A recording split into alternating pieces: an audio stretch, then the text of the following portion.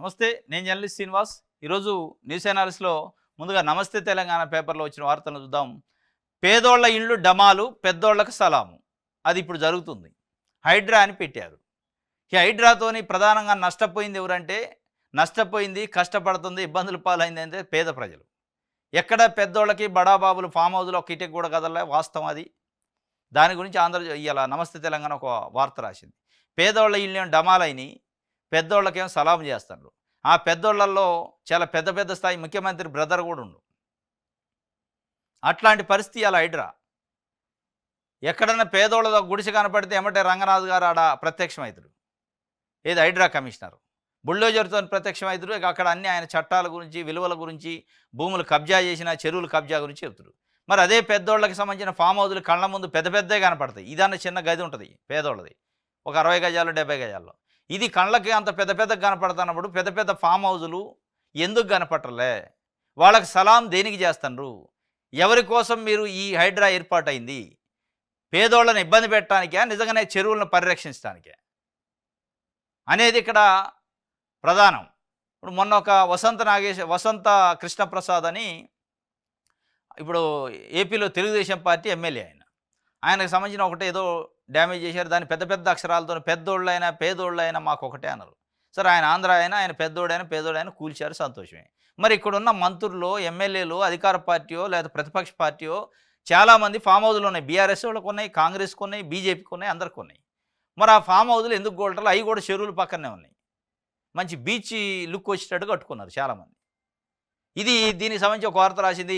సామాన్యులపైనే సర్కారు ప్రతాపం, పెద్దోళ్ళ జోలికి వెళ్లేందుకు జంకుతున్న ప్రభుత్వము, అధికార యంత్రాంగం. ఈ ఫోటో చూడండి. ఇది రాజేంద్ర నగర్లో నియోజకవర్గం కొత్వాలగూడ పరిధిలోని భూమి. 1 కాదు, ఏకంగా 52 ఎకరాలు. ఇది ప్రభుత్వ భూమే, కానీ బడాబాబులు ఆక్రమించారు. డాక్యుమెంట్లు చూపి న్యాయస్థానాలను ఆశ్రయించారు. కోర్టులో కేసు ఉండగానే భూములు చేతులు మారాయి. కోట్లాది రూపాయల లావాదేవీలు జరిగి ఫంక్షన్ హాళ్లు, ఇతరత్ర నిర్మాణాలు వెలిచాయి. ఈ నేపథ్యంలో రంగారెడ్డి జిల్లా కోర్టు ఈ 52 ఎకరాల భూమి ప్రభుత్వాందేనని, ప్రైవేటు వ్యక్తులది కాదని నిరుడు డిసెంబర్లో తీర్పిచ్చింది.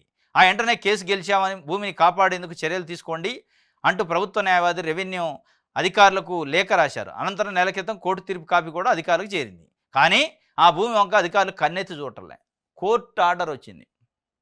కోర్టు 52 ఎకరాలు ఇది ప్రైవేటు భూమి కాదు, ఇది ప్రభుత్వ భూమి. కోర్టులో కూడా మేము డిగ్రీ తీసుకున్నాను. ప్రభుత్వానికి సంబంధించి జీపీ, అది పీపీలు ఉంటారు కదా, ఆయన డైరెక్ట్గా ఆర్డర్ తెచ్చి అధికారుల చేతిలో పెట్టినాడు.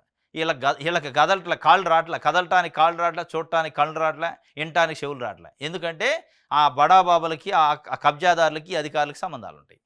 లేదంటే ఆ కబ్జాదారులు అనుకున్న రాజకీయ నాయకులు ఒత్తిడి ఉంటుంది. ఇప్పుడు అదే కింద ఉంది. ఇప్పుడు ఇదేమో కబ్జా, పెద్దోళ్ళది వదిలేద్దాం. ఇది పేదోళ్ళది, పాపం చిన్నది రేకుల షెడ్డు, ఒకటే గది. అందులో కాళ్ళు పడుకుంటే కాళ్ళు బయటికి కనపడతాయి. అట్లాంటి ఇళ్లలో ఉంటారు. వాళ్ళ దానికి వెంటనే జేసీబీ బాధ దమ్ము గోలుతుంది. ఇది ఇక్కడ గింత కూడా కదలదు. ఆనంద కన్వెన్షన్ అట, వాళ్ళు ఆనందంగానే ఉంటారు.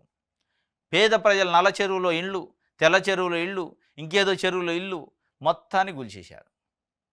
రంగనాథ్ గారు మళ్ళీ నీతులు చెబుతారు ఇంటర్వ్యూలు పెట్టి. మరి ఈ కనపట్టలేదా? 52 ఎకరాల భూమి ప్రైవేటు భూమి కాదు, అది ప్రభుత్వ భూమి అని డిగ్రీ వచ్చింది లాస్ట్ డిసెంబర్లో. ఇప్పుడు 5 నెలలు అయింది.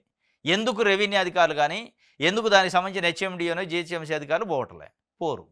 ఇది ఇలా పేదోళ్ళ ఇల్లు డమాలు, పెద్దోళ్ళకి సలాం చేస్తున్నారు. దీనికి సంబంధించిన ఒక వార్త. ఇంకోటి, పంచాయతీ మళ్ళీ మొదటికి వచ్చిందట. కేంద్ర ప్రకటనతో ఎన్నికలకు సందిగ్ధత 42% రిజర్వేషన్ల పెంపు అనుమానమే. స్థానిక ఎన్నికల నిర్వహణ ప్రశ్నార్థకం, గతంలో మాదిరిగా నిర్వహణే మార్గం. అదే జరిగితే హామీకి కాంగ్రెస్ మంగళం. స్థానిక ఎన్నికలపై రేవంత్ దాటవేత. 42% కోటా అమలుపై స్పందించిన సీఎం. స్పందించడు, అది అందరికీ తెలిసింది.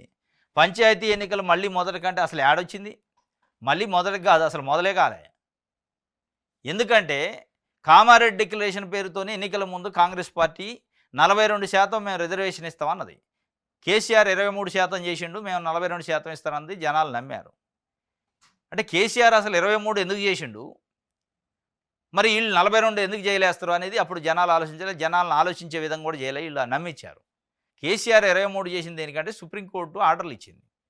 ఆ సుప్రీంకోర్టు ఏంటంటే 50% దాటొద్దు రిజర్వేషన్లు అని ఇచ్చింది. అది చెప్పలే వీళ్ళు. 50% దాటొద్దు అని సుప్రీంకోర్టు ఇచ్చినప్పుడు దాన్ని మేము పోయి కేంద్రంలో అమెండ్ చేయించి దాంట్లో చట్టం చేస్తాం, 9th షెడ్యూల్లో పెట్టేస్తాం, అట్లా చేస్తాం. డైరెక్ట్గా కేసీఆర్ తగ్గించండి, మేము పెంచుతాం అన్నాం. కేసీఆర్ కావాలని తగ్గలేదు కదా, కోర్టు ఆదేశాల ప్రకారం. ఇప్పుడు ఏం చెప్తున్నారు? కోర్టు ఇచ్చింది కదా, దాన్ని మనం కేంద్రంలో ఆమోదం తెలపకపోతే మళ్ళీ కోర్టు అడ్డంకి వద్దు కాబట్టి కేంద్రానికి పంపినా అది చేయాలంటారు. అది కాదు. ఈ లోపల నిన్న మొన్న ఏం చేసింది కేంద్రం, మేము కూడా కులగణన చేస్తాం జనగణనలో దేశవ్యాప్తంగా అంటది. ఇప్పుడు వీళ్ళు పంపిన బిల్లు ఆమోదం తెలపట్లేదని బీజేపీని అన్నారనుకో, మేము అసలు దేశవ్యాప్తంగా కులగణన చేస్తుంటే, మీరు చేసిన కులగణనే అది కులగణన కాదు, కుల సర్వే చేశారు మీరు. మేము చేసేది అద్భుతమైన చేస్తాం, అది అయిన దాకా రాదు అంటారు.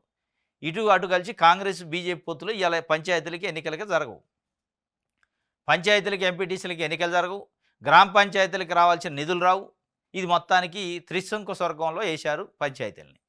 ఈ పాపం కాంగ్రెస్ పార్టీది, ఈ పాపం బీజేపీ పార్టీది, ఈ 2 పార్టీలు.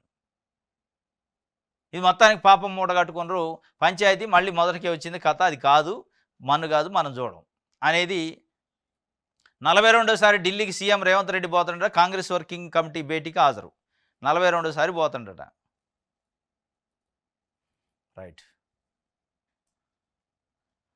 ఆక్రందన పట్టకుండా ఆరోపణల మా వెనక ఏ రాజకీయ పార్టీ లేదు, ఎవరో ప్రేరేపించారనడం శుద్ధ అబద్ధం. ఇప్పటికిప్పుడు సమ్మె నోటీస్ ఇవ్వలే.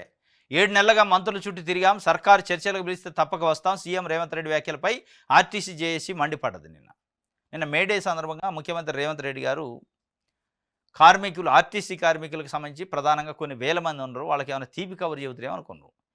వాళ్ళు 7 నెలల నుంచి ప్రభుత్వంలో ఉన్న డిప్యూటీ సీఎం బట్టి విక్రమార్క గారిని, రవాణా శాఖ మంత్రి పొన్నం ప్రభాకర్ గారిని, ఇంకా చాలామంది ముఖ్యమైన నాయకులను కలిసి వాళ్ళు రిప్రజెంటేషన్లు ఇస్తారు పీసీసీ అధ్యక్షుడికి, వాళ్ళందరికీ. మా సమస్యలు ఇవి ఉన్నాయి, కేసీఆర్ ఉన్నప్పుడు సమ్మె చేస్తూ కూడా పట్టించుకోలేదు. మీరు కేసీఆర్ ఏం చేసిండు, సమ్మె చేస్తుంటే సమ్మె కాలంలో చాలా ఇబ్బందికరమైన పరిస్థితులు, కోర్టులకు పోయినా పట్టించుకోకుండా యూనియన్లు తొలగించిండు. ఆర్టీసీలో యూనియన్లు అవసరం లేదని తొలగించిండు. ఆ యూనియన్లు కావాలి అని కాంగ్రెస్ పార్టీ చెప్పింది. యూనియన్లు అవసరం ఉంది, యూనియన్లు తప్పనిసరిగా కావాల్సిందే అని చెప్పింది. రేవంత్ రెడ్డితో సహా చెప్పారు. కనీసం ఆ ప్రకటన వద్దనుకున్నారు. యూనియన్లు మళ్ళీ పెడుతున్నాం అని. అది లేదు, ఇది లేదు, ఏది లేదు. చివరికి ఏం చేస్తుందంటే ఆయన, దీని వెనక ఎవరు రాజకీయ నాయకులు ఉండరు, యూనియన్లపై ఆంక్షలు ఎత్తివేస్తామనే ప్రస్తావన వస్తుందేమో అనుకున్నారు. మేడే సందర్భంగా కాంగ్రెస్ పార్టీ ప్రభుత్వం ఒక తీపి కబురు చెప్పిద్ది అనుకున్నారు. అది చెప్పపోగా ఏమంటుందంటే, మీ సమ్మె వెనక, మీ వ్యవహారం వెనక ఏదో రాజకీయ పార్టీ ఉంది, మీరు ప్రోద్బలం, వాళ్ళు ప్రోత్సహిస్తే వస్తున్నారు. వాళ్ళు ప్రోత్సహిస్తే కాదు, వాళ్ళు కడుపు గాలి వస్తున్నారు. కడుపు గాలి వాళ్ళు ఎవరికి చెప్పుకోవాలో ఆవేదన తిరిగి తిరిగి తిరిగి కాళ్ళు అరిగేదా తిరిగారు. వాస్తవం అది. ఇలా ఆర్టీసీ కండక్టర్లకి, ఆర్టీసీ డ్రైవర్లకి చాలా ఇబ్బందికరమైన పరిస్థితి, పని భారం పెరిగింది. ఉచిత బస్సు ప్రయాణం పెట్టాక వాళ్ళు అనారోగ్యం పాలవుతున్న కండక్టర్లు అయితేంది, డ్రైవర్లు అయితే వాళ్ళని పట్టించుకునే నాడు లేడు. అది ఏమైంది మీకు, మేము డిసెంబర్ 7, 2023 నాడు ఉచిత బస్సు ప్రయాణం పెట్టినా అప్పటి నుంచి ఇప్పటి వరకు మీకేమైనా ఇబ్బందికరమైన పరిస్థితులు వస్తున్నాయా? పని లోడు పెరిగింది కదా, ఏంది అసలు మీ బాధ ఏందని అడిగినోడు లేడు, మాట్లాడినోడు లేడు. ఏం వాళ్ళకి బాధలు ఉండవా? మీరు 1.5 సంవత్సరం అయింది గవర్నమెంట్ వచ్చి. కేసీఆర్ ఇబ్బంది పెట్టిండా ఆర్టీసీ కార్మికులు అంటారు. మరి మీరేది కడుపులో పెట్టుకుందేది? వాళ్ళ కడుపు కాలినా కానీ, ఊరు నాయన మా కడుపు కాలుతుంది, మేము చచ్చిపోతున్నాం, ఆరోగ్యాలు బాగలేక, పని ఒత్తిడి పెరిగి మా సమస్యలు ఇవి ఉన్నాయి, వినండి. కనీసం వినండి అయినా కానీ వినేటోడు లేడు. సమస్య పరిష్కారం తర్వాత మరి ఇక సమ్మె చేయకపోతే ఏం చేస్తారు? సమ్మెకు నోటీస్ ఇస్తే దీని వెనక రాజకీయ పార్టీలు ఉన్నాయి అంటారు. మరి మీరు కూడా కేసీఆర్ ముఖ్యమంత్రిగా ఉన్నప్పుడు అనేక సమ్మెలకు మద్దతు ఇచ్చారు. మరి అయ్యాలు కూడా కేసీఆర్ అంటే ఇదే అనాలి కదా. అంటే ఇలా అధికారంలోకి వచ్చిన దీని వెనక రాజకీయ పార్టీలు ఉన్నాయి, మీరు లేరు దేని వెనక. అప్పుడు వాళ్ళు ఏమంటారు, మా వెనక ఎవడూ లేడు, మా కడుపు మంట తప్ప వేరే ఏం లేదు ఇందులో. మీరు కనీసం యూనియన్ల పైన ఆంక్షలన్నీ ఎత్తేస్తారేమో ఒక ప్రస్తావన వద్దంటే అది కూడా లేదు. మరి ఎట్లా ఇందిరమ్మ పాలన, ఎట్లా ప్రజాపాలన, దీన్ని ఎట్లా ప్రజాస్వామ్యం అంటారు? ఇది వాస్తవంగా దురదృష్టం. నిన్న మేడే రోజు వాళ్ళకి ఆంక్షలన్నీ ఎత్తెత్తిపోయేది యూనియన్ల పైన, అది కూడా లేదు. అంటే కేసీఆర్ ఏం చేసినా నేను దానికంటే రెట్టింపు చేస్తా అనే పద్ధతి తప్ప ఎక్కడ మార్పు లేదు. ఇది వాళ్ళకి అనేక ఇబ్బందికరమైన పరిస్థితులు, ఇబ్బందులున్నాయి, ఆ ఇబ్బందులు పడుచుకుంటూ లేడు. గ్రూప్ 1 గూడపుటాని పరీక్షల్లో అడుగడుగున అవకతవకలే, ఆల్ టికెట్లు ఎందుకు మార్చారు, ఆ 2 కేంద్రాల్లోనే 9.53% మంది అర్హత సాధించడం ఏంటి అని హైకోర్టులో వాదన చేశారు. నిన్న గ్రూప్ 1 పైన వాదనలు జరిగినాయి. అసలు ఆ గూడుపుటాని ఏంది, తెలుగులో ఎగ్జామ్ రాసిన వాళ్ళకి ఎందుకు మార్కులు తగ్గినాయి, మిగతా లాంగ్వేజెస్లో రాసిన వాళ్ళకి ఎందుకు పెరిగినాయి అనే దానిపైన హైకోర్టు అడిగింది. సమానం చెప్పలేని పరిస్థితుల్లో వాళ్ళు ఉన్నారు. కటిక పేదరికంలో ఉన్నాం, దండం పెడతాం, మాకు ఇల్లు ఇవ్వండి. నరసింహులపేటలో ఓ కుటుంబం వేడుకోలు. ఇళ్ల కోసం అయితే సాష్టాంగ నమస్కారాలు చేస్తున్న పేద ప్రజల పాపం కాంగ్రెస్ పార్టీ నాయకులు. పేదరికంలో ఉన్నాం, కనీసం ఉండటానికి గూడు లేదు ఇవ్వండి అని చెప్పి. మాది ఇందరమ్మ పాలన అంటారు. ఒక ఇందరం మిల్లు ఇచ్చే దిక్కు లేదు. ఇందరం మిళ్ళ పైన స్వయాన ఇందరం మిళ్ళ పైన ఇంటెలిజెన్స్ నిఘా పెట్టింది. డబ్బులు అడుగుతున్నారు. 50,000 ఇస్తే ఇందరం మిళ్ళ పేరు రాస్తామని ఒకళ్ళు, అర్హులకు కాకుండా అనర్హులకి ఇళ్ళు ఇస్తానని ఒకళ్ళు, రకరకాల ఆరోపణల పైన విజిలెన్సు నిఘా పెట్టిందట. ఆ పరిస్థితి ఉంది. ఇవాళ ఇందరం ఇళ్ళు ఫెయిల్యూర్ స్కీమ్ కింద చేసుకునే అవకాశం ఉంది తప్ప కాంగ్రెస్ పార్టీ దానిపైన దృష్టి పెట్టి ప్రభుత్వం చాలా జాగ్రత్తగా మానిటర్ చేసే పరిస్థితి లేదు. కటిక పేదరికంలో ఉన్నాం, మాకు ఇల్లు ఇవ్వండి అని దండం పెట్టి అడిగే పరిస్థితికి వచ్చిందంటే ఏ స్థాయిలో చూడండి మన తెలంగాణకే రోల్ మోడల్. తెలంగాణే రోల్ మోడల్ అట. కులగండకు మమ్మల్ని ఆదర్శంగా తీసుకోండి. కేంద్ర నిర్ణయం రాహుల్ విజయం. సమైక్య స్ఫూర్తితో కలిసి పనిచేయాలి. అన్ని రాష్ట్రాలకు నిపుణుల కమిటీని పంపాలి. కేంద్ర మంత్రులతో కమిటీ ఏర్పాటు చేయాలి. కులగండలో మేము రాజకీయాలకు తావు ఇవ్వలేదు. ప్రజా సంఘాలను సంప్రదించి ప్రశ్నాపత్రం తయారు చేశాం. తెలంగాణ రోల్ మోడల్ అట. దేనికి? కులగన్నకే. గణన చేస్తేనే రోల్ మోడల్ అయితే మరి దాన్ని అమలు చేస్తే మరి రైట్ టు ఇన్ఫర్మేషన్ కమిషన్లని 7-8 మందిని నియమించారు. కులగన్న జరిగింది కదా. జరిగిన తర్వాత కులగన్నలో రాహుల్ గాంధీ గారు చెప్పింది ఏంది? కులగన్న ప్రకారం కులాల ప్రకారమే పదవులు కానీ నిధులు కానీ పంపిణీ చేస్తాం అన్నారు. సంపద కానీ పంపిణీ చేస్తాం అన్నారు. రైట్ టు ఇన్ఫర్మేషన్ కమిషన్లో 8 మంది నియామకం అయితే అందులో ఎంతమంది ఉండాలి? మీ లెక్కల ప్రకారం 6 ఉండాలి, కనీసం 5 అన్న ఉండాలి. ఎందుకు? 56% కాబట్టి. బీసీలు ఎంతమంది ఉండాలా? వాళ్ళు ఒక్కడు కూడా ఉండో లేడు నాకు డౌటే. అందులో ప్రధానంగా రెడ్లను తీసుకొచ్చి చీఫ్ కమిషనర్ చేసిండు. ఇంకో రెడ్ ఆయన తీసుకొచ్చి ఇంకో కమిషనర్ చేసిండు. మిగతా ఇంకో బ్రాహ్మిన్స్ ఒక 2. ఇట్లా అంటే అగ్రవర్ణాలకు సంబంధించిన వ్యక్తులు ఇంకా 8 మందిలో 4-5 ఉన్నాక మిమ్మల్ని రోల్ మోడల్గా ఎట్ట తీసుకోవాలి మీ కులగన్నది అనేది ఇలా సామాన్య ప్రజలు, బీసీలు, బలహీన వర్గాలు అడుగుతున్నాయి. మీరు నింపే దాంట్లో అంటే బీసీలు తెలివి కల్లోడు లేడా? చట్టం తెలిసినోడు లేడా? లా చదువుకున్నోడు లేడా? జర్నలిజం చదువుకున్నోడు లేడా? అంటే దాన్ని ఇంప్లిమెంట్ చేసే కమిషనర్ పోస్ట్ను కూడా నిర్వహించలేని పరిస్థితులు బీసీలు ఉండరా? లెక్కలేని తీస్తారు. అంటే ఇస్తరాకేసి అన్నం పెట్టినట్టు కథ ఇది. దాన్ని మళ్ళీ రోల్ మోడల్గా తీసుకోవాలట తెలంగాణని. మరి ఏ రకంగా చెప్తారో తెలియదు.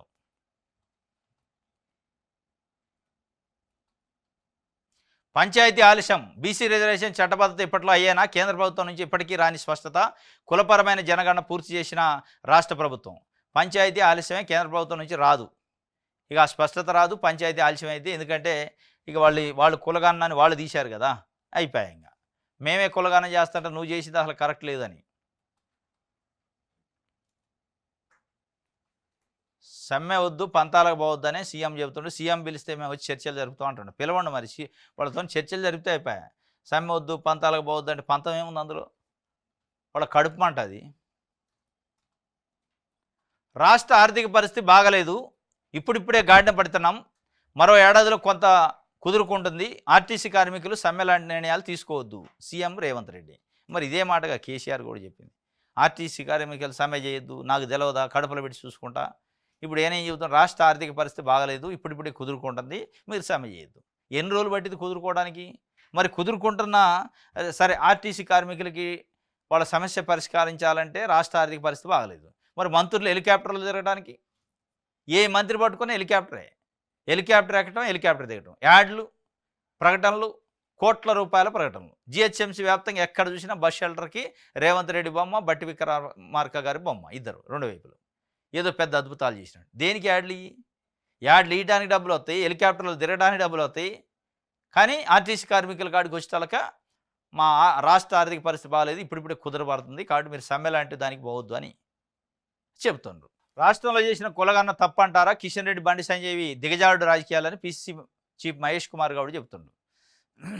తెలంగాణ సర్కార్ది రాంగ్ మోడల్, రోల్ మోడల్ కాదు, దాంతో అయ్యేది లేదు పోయేది లేదని ఆయన చెప్తుండ్రు. తప్పు ఉంది అని. మరి తప్పు అని అప్పుడు చెప్పాలి, ఇప్పుడు చెప్తుండ్రు వీళ్ళు. కులగన్న చేసి కాంగ్రెస్ పార్టీ లిస్ట్ అంతా బయటపెట్టిన రోజు బీజేపీ ఎమ్మెల్యేలు కూడా సభలో ఉన్నారు. ఇది తప్పు, ఇది శుద్ధ తప్పు అని చెప్పలే. ఎందుకంటే చెప్తే అలా కులగన్న బీజేపీ చేయట్లేదు, చేయకపోగా చేసేదాన్ని తప్పు పడుతుంది అంటారుగా. ఇలా అది ఎందుకో బీఆర్ ఎన్నికల కోసం ఎందుకు అనౌన్స్ చేశారు కాబట్టి ఇలా కళ్ళు తెరిచి అలా అది తప్పు అంటున్నారు. ఎవడన్నా తప్పు అనాల్సింది ఇప్పుడు జరిగిన ఇన్సిడెంట్ జరిగినప్పుడు తప్పు అనాలా? ఇవాళ అంటున్నామంటే ఇది రాజకీయం. మీరు ఒక పొలిటికల్ పార్టీ, కేంద్రంలో అధికారులు ఉన్నారు, రాష్ట్రంలో ఒక 10 మంది ఎమ్మెల్యేలు ఉన్నారు, మీకు ఎంపీలు ఉన్నారు 8 మంది. మరి ఏ రోజు కూడా మీరు బీసీ కులగన్న తప్పులు తడగ్గా చేశారు, బాగలేదని చెప్పలే. ఇవాళ చెప్పడం అంటే దాని అర్థం ఏంటంటే రాజకీయం. ఎక్కడ కాంగ్రెస్ పార్టీ చేసింది కాబట్టి మేము చేస్తున్నాం అనే వాళ్ళ పేరు వద్ద అప్పుడు చెప్పడం తప్ప రాంగ్ మోడల్ అయితే ఎందుకు చెప్పాలి రాంగ్ అనేది మరి సమానం చెప్పాలి. సామాజిక తెలంగాణ రాలేదట కవిత గారు చెప్పింది. ఇన్ని రోజులు కళ్ళు తెరిచారు కల్వకుంట్ల కవిత గారు. ఎట్టొస్తుంది సామాజిక తెలంగాణ? యాడ్ నుంచి వస్తుంది? అరే తెలంగాణ రాగానే కుటుంబం మొత్తం పోయి సోనియా గాంధీ ఇంటికాడికి పోయి ఆమెకు శాలువాలు కప్పి దండాలు పెట్టి కాళ్ళు మొక్కి వత్తిరి. ఆ నుంచి కాంగ్రెస్ పార్టీలో కలుపుతున్నాం అంటే కలపరైతురి. కలపకుండా లేదు లేదు నీ మనకే అవకాశం వచ్చా కానీ మనమే దున్నేద్దాం తెలంగాణని, మన కుటుంబం కబ్జాలకు తీసుకుందాం అని తీసుకుంటారు. కేసీఆర్ ముఖ్యమంత్రి, కేటీఆర్ మంత్రి, కవిత ఎంపీ, ఎమ్మెల్సీ, హరీష్ రావు మంత్రి, సంతోష్ రావు మంత్రి, దామోదర్ రావు మంత్రి, ఇంకొక రావు మంత్రి, ఆ రావు మంత్రి, ఈ రావు మంత్రి. ఇక చివరికి ఆడికి వచ్చిందంటే భద్రాచలంలో సీతారాముల వారి కళ్యాణం జరుగుతుంది. తరమరాలు కూడా తీసిపోయేది వాళ్ళ కుటుంబమే మానవుడు. ఆయనకి ఏ ప్రోటోకాల్ లేదు. ఆయనకి గనిమెన్లు గినిమెన్లు ఇచ్చి తరమరాలు నెత్తిన పెట్టి పంపించారు. ఆ కాడికి వచ్చింది కాబట్టి తీసిపోయి కర్రు కాల్చి వాత పెట్టారు ప్రజలు. ఇప్పుడు ఏమొచ్చింది? సామాజిక తెలంగాణ రాలేదట. ఎవరు తేవాలా? సామాజిక తెలంగాణ రాకపోవడానికి కారణం ఎవరు? మీరు కాదు. దళితుడిని ముఖ్యమంత్రి చేస్తే వచ్చేదిగా సామాజిక తెలంగాణ. ఎందుకు చేయలే? చెప్పరు. మేమే మంత్రులు ఉండాలి, మేమే ముఖ్యమంత్రులు ఉండాలి, మేమే జాగృతికి అధ్యక్షులు ఉండాలి, మేమే పార్టీకి అధ్యక్షులు ఉండాలి, కానీ సామాజిక తెలంగాణ రావాలి. యాడ్ నుంచి వద్దు సామాజిక తెలంగాణ? ఎట్టవుతుంది? ప్రధాన ముద్దాయి సామాజిక తెలంగాణ రాకపోవడానికి కేసీఆర్ ఫ్యామిలీ, కేసీఆరే. మళ్ళీ దానికి మీరు వచ్చి బయట చెప్తే సిగ్గుపోద్ది. సమాజ స్థాపన కోసం మరో ఉద్యమం రావాలి. ఎప్పుడు అధికారం పోయింది కాబట్టి, దిగింది కాబట్టి, అధికారం కళ్ళ నెత్తికి దిగింది కాబట్టి అహంకారం. ఇప్పుడు సమాజ స్థాపనకు మరో ఉద్యమం రావాలి. ఎవరు చేయాలా? మీరా చేసేది? పురియమ్మ సంపినోడి సంతాపం తెలిపినట్టుంది. 10 ఏళ్ళు ఈ రాష్ట్రాన్ని కుల్లబొడిచారు. సామాజిక తెలంగాణ లేకుండా, సమాజ స్థాపన లేకుండా చివరికి ఐఏఎస్ ఆఫీసర్లు కూడా వచ్చి కవిత గారి కాళ్ళు మొక్కే కాడికి తీసుకొచ్చారు. మళ్ళీ మీరు సమాజ స్థాపన, సామాజిక తెలంగాణ గురించి మాట్లాడితే సిగ్గుపడింది. ఇది ఇలా తెలంగాణ రైతు బంధు కింద ఎకరం ఉంటే 10,000, 10 ఎకరాలు ఉంటే 1,00,000 ఇచ్చినాము. మరి 10 ఏళ్ళు భూమి లేని కార్మికులకి ఏమి ఇచ్చారంటే ఏమి లేదు. మళ్ళీ మీరే ఒప్పుకుంటున్నారు తప్పుని. రైతు బంధు కింద భూమి ఉన్నోడికి డబ్బులు వచ్చినాయి. రైతుకి 10 ఎకరాలు ఉన్నోళ్ళకి ₹1,00,000 వచ్చినాయి. మల్లారెడ్డి లాంటి 500 ఎకరాలు ఉంటే 5 లక్షలు వచ్చినాయి, లేదా 5 కోట్లు వచ్చినాయి. కానీ భూమి లేని నిరుపేద పాపం ఏమి రాక తేలగాని లేచి చూసిండు. కేసీఆర్ డబ్బులు ఎవరికి ఎత్తాడు? మన డబ్బులు తీసిపోయి ఎవరికి ఎత్తండి? ఏంద్రా నాయన? ఉన్నోడికి ఉన్నట్టు, లేనోడికి లేనట్టు, అసలు లేనోడికి ఏమీ లేదు. రైతు బంధు కథ అదే. బాగా భూమి ఉన్నోడికి ఎక్కువ డబ్బులు గవర్నమెంట్, తక్కువ భూమి ఉన్నోడికి తక్కువ డబ్బులు, అసలు భూమి లేనోడికి ఏం లేదు, సున్నా. నోట్లో సున్నం, ఇంకా అంతే. మాటలు, కడుపు నిండే మాటలు. ఏమొచ్చిందంటే ఏమి రాలే. మళ్ళీ ఆమె ఇలా 10 ఏళ్ల తర్వాత గుర్తొచ్చింది ఆమెకి, రైతు బంధు భూమి ఉన్నోళ్ళకి రైతు బంధు ఇచ్చినా కానీ 10 ఏళ్లలో భూమి లేని కార్మికులకి ఏం చేయలేకపోయినాం అని. తలసరి ఆదాయాల జిల్లాల మధ్య తేడాలు ఉన్నాయి. రంగారెడ్డి జిల్లాలో 8 లక్షలు ఉంటే వికారాబాద్లో 1,50,000 ఉంది. ఇంత వ్యత్యాసం ఉండడం ప్రమాదకరమని వ్యాఖ్య. మే 20 నాటికి సమ్మెకి సంపూర్ణ మద్దతు ఇస్తున్నాడు ప్రకటన. ఇప్పుడు కళ్ళు తెరిచిన సమ్మెలకి, ధర్నాలకి. ఇప్పుడు మీరు నిజంగానే ఇదే సమ్మెలు, ఇదే ధర్నాలు జాగృతి ఆధ్వర్యంలో కేసీఆర్ ప్రభుత్వం ఉన్నప్పుడు కూడా చేసి ఉంటే, ఆర్టీసీ కార్మికులు 63 రోజులు ఉద్యమం చేస్తే గుండెపోటు వచ్చి చనిపోతే కేసీఆర్ వ్యాఖ్యల వల్ల అసలు ఆర్టీసీ లేదు మర్చిపోండి అన్నాడు. ఆందోళనతో గుండె ఆగి చనిపోయారు. ఆ రోజు మీరు వాళ్ళకి సంఘీభావం తెలిపుంటే మీ సమ్మెకి, మీ సామాజిక తెలంగాణకి అర్థం ఉండేది. ఇవన్నీ అర్థం పర్థం లేని సామాజిక తెలంగాణలు మీరు మాట్లాడే మాటలు కాదయ్యి. మీరు మాట్లాడే మాటలు కాదు, తప్పయ్యి. రైట్. పీఓకేను స్వాధీనం పరచుకోవాలి. చొరబడి టెర్రరిస్టులను చంపితే సరిపోదు. చొరబడిన టెర్రరిస్టులను ఒకళ్ళని చంపితే సరిపోదు, పీఓకేని స్వాధీనం చేసుకోవాలని ఓవైసీ చెబుతుండు. ఆయన ఈ మధ్యకాలంలో చాలా విచిత్రంగా ప్రవర్తిస్తాను. మరి ఎందుకు ఏమైందో తెలియదు కానీ ఎప్పుడూ లేదు. ఫస్ట్ టైం పహల్గామ్ దాడి జరిగిన తర్వాత ఆయన్ని ప్రధానమంత్రి గారు కూడా చర్చలకు పిలిచారు. అదే ఆల్ పార్టీ మీటింగ్ పిలిచారు. ఒక్కడే ఎంపీ ఉన్నా కానీ ఫస్ట్ పిలవలే, తర్వాత పిలిచారు. పిలిచిన దగ్గర నుంచి బయటకు వచ్చిన తప్ప ఏరిపారేయాలంటుండు, పీఓకేని స్వాధీనం చేసుకోవాలంటుండు, పాకిస్తాన్ అంతేందుకు చూడాలంటుండు. నిన్న అయితే పీఓకేని స్వాధీనం చేసుకోవాలి, ఒక్క టెర్రరిస్టులని చంపేసి వదిలేస్తే కాదు, టెర్రరిస్ట్ భూతాన్ని ఖతం చేయాల్సిందే అని చెప్తుండు. మరి ఆ ఖతం చేయాలంటే మీ చెయ్యి కూడా కొద్దిగా ఉండాలి. ఓల్డ్ సీట్లో 200 మంది ఉన్నారట పాకిస్తాన్ వాళ్ళు. మీ చెయ్యి కాస్త పడితే ఖతం అవుతుంది. ఏడాదిలోగా చేయాలట కులగన్న. కేంద్రం కులగన్న నిర్ణయంపై ముఖ్యమంత్రి రేవంత్ రెడ్డి మీరు చేశారు. 2023 డిసెంబర్లో అధికారంలోకి వచ్చి మీరు చేసింది ఎప్పుడు కులగన్న? ధర్నాలు చేసి, రాస్తారోకాలు చేసి, నిరాదీక్షలు చేసి తట్టుకోలేక అప్పుడు చేశారు. చేసి ఇప్పటికైనా ఏమైనా ఫలితం వచ్చిందంటే ఏమి రాలే. మళ్ళీ ఏడాదిలోగా చేయాలంటున్నాను. చేయాలి వాస్తవం ఏడాదిలోగా. వాళ్ళు ఇప్పుడు మీ రాజకీయం కోసం మీరు ప్రకటనలు చేస్తే వాళ్ళ రాజకీయాల కోసం, వాళ్ళు బీహార్ ఎన్నికల కోసం వాళ్ళు ప్రకటన చేశారు. అది ఎంతవరకు పోద్దో చూడాలి. గొంతెండుతుంది.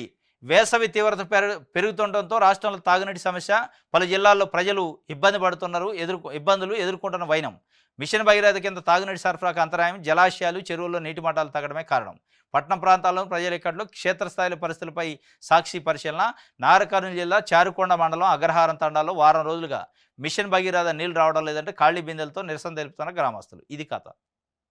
దీని గురించి మాట్లాడాల ముఖ్యమంత్రి గారు, మంత్రులు, మరి గ్రామీణ అభివృద్ధి శాఖ మంత్రి సీతక్క గారు. గొంతెండిపోతుందట తండాలలో, ప్రజల ఊర్లలో. మిషన్ భగీరథ డిస్టర్బ్ అయ్యి నీళ్లు లేక చెరువులలో. దాన్ని పట్టించుకోండి. మళ్ళీ గొంతెండిపోయి బిందెలతో రోడ్ల మీదకి వచ్చిందా తీసుకుంటే పరువు నిట్ట నిలువును బాద్ది ప్రభుత్వాన్ని. ఆడిదా తెచ్చుకోమండి. ఎందుకంటే 10 ఏళ్ళు బిందెలు పట్టుకొని రోడ్ల మీదకి రాలే, కేసీఆర్ ఉన్నప్పుడు ఇప్పుడు వచ్చారని అవుతుంది. ఆ బదనాం మూట కట్టుకోమాకండి. ఇది మోదీ ప్రభుత్వం, ఎవరిని వదలమంటున్నాం అమిత్ షా. ఏ ఉగ్రవాదిని వదిలిపెట్టాం, ఎక్కడ దాక్కున్నా వెతికి పట్టుకొని లాక్కొస్తాం. ఉగ్రదాడికి ప్రతీకారం తీర్చుకుంటాం, ఉగ్రవాదాన్ని నిర్మూలించడం మా సంకల్పం. పహల్గాం దాడికి భారత్ జవాబు ఏమిటో ప్రపంచం చూస్తున్నామని అమిత్ షా హెచ్చరించాడు. ఈ హెచ్చరికలు తప్ప ఆడ పని లేదు కదా. ఇది మోదీ ప్రభుత్వం, ఎవరిని వదిలిపెట్టమంటారు. ఎవరు చెప్పారు వదిలిపెట్టమని? వదిలిపెట్టమంటే వాళ్ళు దొరక్క తిరుగుతుంటారు. వాడు 5, 6 వచ్చి తలకాయలకి గన్నులు పెట్టి ఏ మతం అడిగి కాల్చి చంపుతుంటే నిర్దాక్షిణంగా వాళ్ళని కనీసం నిఘా లేదు, వాళ్ళు వస్తారనే సమాచారం లేదు. కాల్చిపోయిన తర్వాత కూడా ఇంతవరకు పట్టుకున్న దాఖలాలు ఒక్కడిని కూడా పట్టుకోలే. మేము వదిలిపెట్టమని రోజు ఒకసారి ప్రకటన, అటు మోడీ ఇటు అమిత్ షా. ఎవరు వదిలిపెట్టమల్లా మిమ్మల్ని. వదిలిపెట్టొద్దనే చెబుతున్న మళ్ళీ వదిలిపెట్టమంటే ఇది గమ్మత్తుంది, జోకు లెక్క ఉంది. వదిలిపెట్టొద్దు. వదిలిపెట్టడం కాదు, మళ్ళీ భవిష్యత్తులో ఇంకొకటి అట్లాంటివి చేయాలంటే భయపడే పరిస్థితి తీసుకురావాలి. ఇది మళ్ళీ దీన్ని సెంటిమెంటు, రాజకీయాలకి, ఆయింట్మెంట్లకి వాడుకుంటే తప్పైంది మళ్ళీ.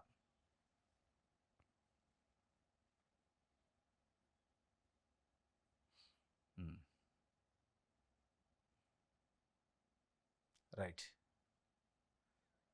తెలుగులో జవాబులు రాస్తే మార్కులు ఎలా ఇచ్చారు, మూల్యాంకనం ఏ విధంగా జరిగింది, టీజీపీఎస్సీకి హైకోర్టు సూటి ప్రశ్నట. మరోసారి పేపర్లు దిద్దాలని కోరిన అభ్యర్థులు నిపుణుల పర్యవేక్షణలోనే మూల్యాంకనాన్ని వీళ్ళు చెబుతున్నారు. టీజీపీఎస్సీ ఉన్నత న్యాయస్థానానికి అధికారులు వివరణ, గ్రూప్ 1 పిటిషన్లపై విచారణ నేటికి వాయిదా పడ్డది. ఇది తెలుగులో జవాబులు రాస్తే అసలు ఎట్టిచ్చారు మార్కులని హైకోర్టు టీజీపీఎస్సీని అడిగింది. మేము మంచిగా ఇచ్చినాం, నిపుణులతోని మంచి ఎక్స్పర్ట్తోని దిద్దిచ్చినాం అంటున్నారు. ఆ ఎక్స్పర్ట్లు ఎవరు చెప్పిన ఆయన జాబితా ఇయ్యని వీళ్ళు అంటున్నారు పిటిషన్ వేసిన వాళ్ళు. అదంతా డొల్ల ఎక్స్పర్ట్లు. ఆ ఎక్స్పర్ట్లు కాదు, మన కాదు. అటు ఇటు కాలం వాళ్ళు పట్టుకొచ్చారు. కెమిస్ట్రీ వాడిని ఫిజిక్స్ దిద్దిచ్చారు, ఫిజిక్స్ వాడిని కెమిస్ట్రీ దిద్దిచ్చినట్టు ఉంది కథ అని వాళ్ళు చెప్తున్నారు. మరి దానిపైన ఏందో చూడాలా. రైజింగ్ తెలంగాణను ఎవరు ఆపలేరు. ఆపాలనుకునే వారి కాళ్ళు కాలిపోతాయి. ఒరియాం. రైజింగ్ తెలంగాణ ఎవరు ఆపలేరట. అసలు ఎవరు ఆపుతున్నారు? అసలు ఎక్కడ రైజింగ్ అయింది? రైజింగ్ అయితే కదా ఆపడానికి. దేంట్లో రైజింగ్ అయింది? ఏ విషయంలో రైజింగ్ అయిందని రైజింగ్ తెలంగాణ ఎవరు ఆపలేరు. ఆపాలనుకున్న వాళ్ళ కాళ్ళు కాలిపోతాయి. ఇవన్నీ ముచ్చట్లయినాయి. కులగన్నపై కింగ్ కర్తవ్యం, కేంద్ర నిర్ణయంతో కాంగ్రెస్ డైలమా, నేడు వర్కింగ్ భేటీ ఉందట. వర్కింగ్ కమిటీ భేటీ.